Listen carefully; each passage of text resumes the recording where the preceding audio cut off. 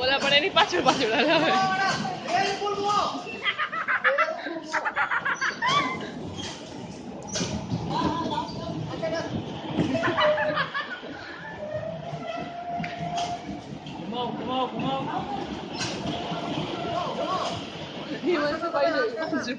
મને મારા મારથી આવે પણ હસવા નથી રહેતા. બહુ મચ્છર છે યાર.